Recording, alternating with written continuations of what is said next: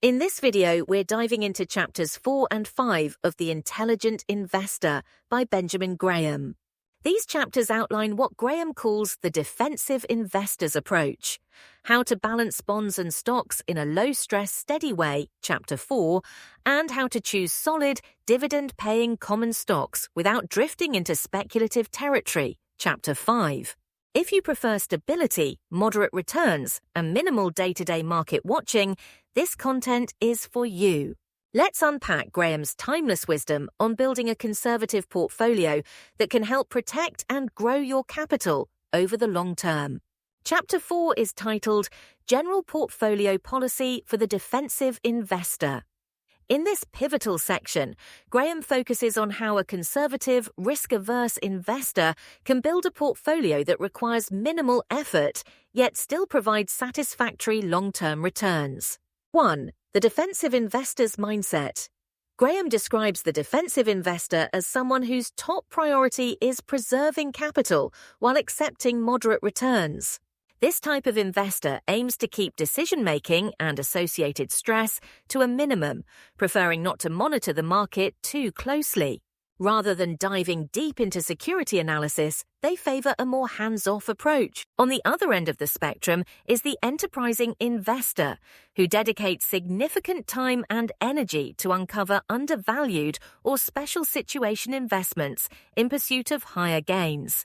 Chapter 4 focuses entirely on the defensive investor, those who place a premium on simplicity and stability.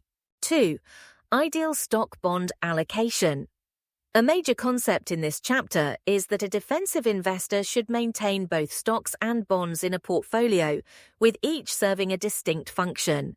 Bonds deliver a relatively stable flow of interest income and generally exhibit lower volatility, which helps counterbalance the ups and downs in equity prices. This stability does come with an important caveat. Bonds are exposed to inflation risk, meaning their real value and purchasing power can gradually erode if inflation rises significantly. Common stocks, on the other hand, can offer meaningful growth potential and can serve as a partial hedge against inflation over the long term.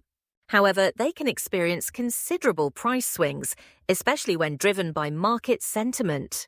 Despite this volatility, stocks can outperform bonds across extended periods, provided they are selected carefully and not bought at excessively high prices.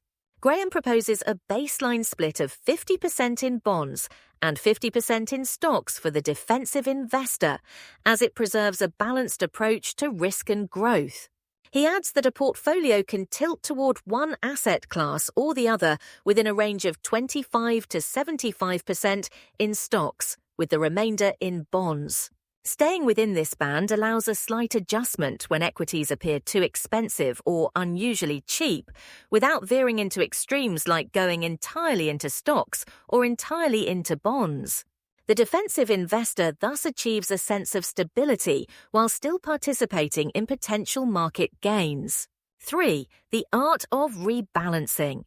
Graham places great emphasis on the practice of rebalancing, making periodic adjustments to bring a portfolio back in line with its intended allocations.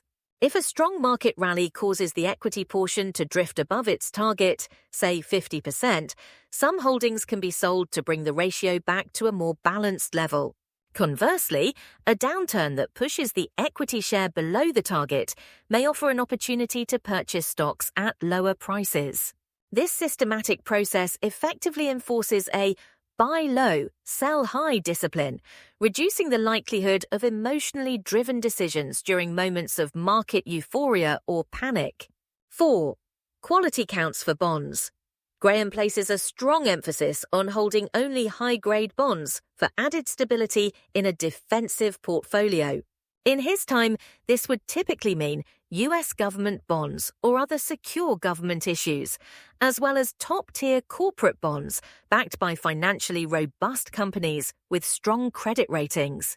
He firmly warns against venturing into lower-rated bonds, often called junk bonds, because the promise of higher yields comes with a substantially greater risk of default. Such added risk conflicts with the defensive investor's primary goal of preserving principal. 5. Selecting stocks for the defensive investor. Although Graham does not provide the full stock selection criteria in this chapter, that comes in later chapters, he lays the groundwork for how a conservative investor should approach equities. First, look for large established companies with strong balance sheets and a history of earnings stability. Second, prefer businesses that pay consistent dividends, as this suggests a track record of profitability and shareholder returns. Third, avoid speculative or newer issues, since the defensive investor is not equipped nor inclined to do extensive research into high-risk opportunities. 6. Keeping it simple. A recurring theme is the investor's temperament. Graham believes the defensive investor should adopt a low-effort, low-anxiety strategy and stick to it. First, don't attempt to time the market based on forecasts or rumors. Second, avoid frequent trading or chasing hot trends. Third, resist emotional impulses, like going all in on stocks during a euphoric bull market or fleeing stocks entirely in a bear market. He argues that adhering to a straightforward formula, like the 50-50 split adjusted modestly, will often outperform more complicated efforts over the long term, especially when fees, mistakes, and stress are factored in. 7. Common pitfalls to avoid. Graham warns of several common traps that can trip up defensive investors. One is the temptation to chase higher yields through riskier bonds or preferred stocks, which can quickly lead to unwanted volatility or losses. Another is overlooking the threat of inflation, which can erode the value of an over-reliance on fixed-rate instruments. In bull markets, it's easy to become overly aggressive and forget that prices can soar well beyond rational valuations, only to correct sharply.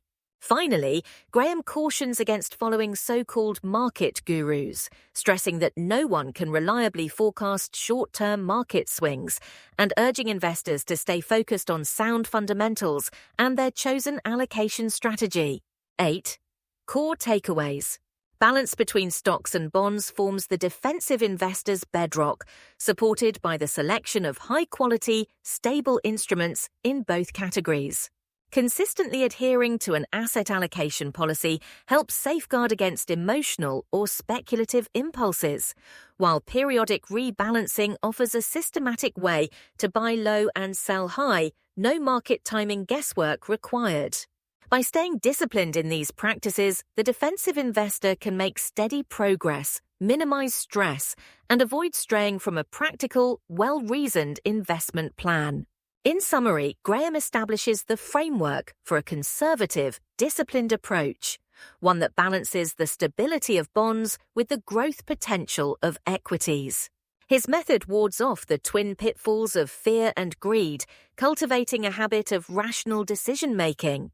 From here, Graham moves on to more specific strategies for stock selection, Chapter 5, and expands on the nuances of bond investing and market fluctuations in subsequent chapters. But the guidelines set forth in Chapter 4 form the backbone of what he calls the defensive investor's best long-term policy. Chapter 5 from The Intelligent Investor is titled The Defensive Investor and Common Stocks. In this chapter, Benjamin Graham turns his attention to how a conservative, risk-averse investor should handle equity investments. Building on the asset allocation principles laid out in Chapter 4, he now explains how to select and manage common stocks in a way that aims for moderate, reliable returns. 1. The purpose of owning common stocks. Graham reiterates that even defensive investors should own a reasonable proportion of equities, not just bonds, to guard against inflation and participate in the long-term growth of the economy. Common stocks, when chosen wisely, can protect purchasing power in a way that fixed income investments alone cannot. 2. Criteria for the defensive investor's stock selections. While Graham reserves a thorough set of selection rules for later chapters, he outlines the broad requirements a defensive investor should keep in mind. First, size and stability. The businesses should be large, well-established enterprises with a history of stable operations. Graham believes that recognizable, conservatively managed companies are generally safer for those unwilling or unable to delve deeply into research. Second, strong financial health. Defensive investors are advised to look for companies with solid balance sheets, manageable debt levels, and consistent earnings patterns. The company's track record should show resilience through economic cycles. Third, reasonable valuation. Graham cautions that no stock is a safe investment if bought at too high a price. Although defensive investors may not hunt for extreme bargains the way enterprising investors do, they must still avoid overpaying. Fourth, dividend policy. Consistent dividend payments demonstrate a company's profitability and commitment to returning value to shareholders. Graham regards a reliable dividend history as a key sign of stability. 3. Avoiding speculative risks. In keeping with the chapter's theme, Graham warns against venturing into volatile, unproven, or thinly traded stocks. Defensive investors simply don't have the time or expertise to analyze high-risk opportunities. Instead, they should limit their equity holdings to sturdy, broadly diversified selections. 4. Diversification and dollar-cost averaging. Graham suggests spreading investments across a range of industries and companies to minimize the impact of any one stock underperforming. He also introduces or reinforces the idea that defensive investors can benefit from dollar-cost averaging, investing a set amount of money at regular intervals rather than attempting to time the market. This systematic approach can smooth out some of the emotional turbulence that comes from rising or falling share prices. 5. Keeping emotions in check. Throughout the chapter, Graham returns to the idea that defensive investors succeed by maintaining discipline and not allowing market euphoria or gloom to push them into hasty decisions. Patience and consistency remain central virtues. A solid portfolio of fundamentally sound stocks, bought at reasonable prices and held through market fluctuations, typically outperforms attempts to pick winners based on media buzz or short-term speculation. Chapter 5 builds on the foundation of Chapter 4 by clarifying how conservative investors should approach common stocks. Graham underscores that equities form an indispensable part of a defensive portfolio, provided they are chosen for their quality, reasonable valuation, and dependable dividends. He advises a steady, rules-based method one that avoids high-risk bets, embraces moderate but consistent gains, and spares the defensive investor from the stress of continuous market watching. This measured strategy not only helps protect capital, but also allows the investor to benefit from the stock market's long-term upward trend in a prudent, deliberate way. In our upcoming videos, we'll turn to chapters 6 and 7, where Graham shifts focus from the conservative, hands-off mindset to the more enterprising style of investing. First, we'll look at the negative approach, highlighting the pitfalls enterprising investors must avoid. Then we'll explore the positive side, where Graham reveals how to research and find truly undervalued opportunities. If you're eager to dig deeper and devote more time to analyzing stocks, these chapters are for you. Stay tuned.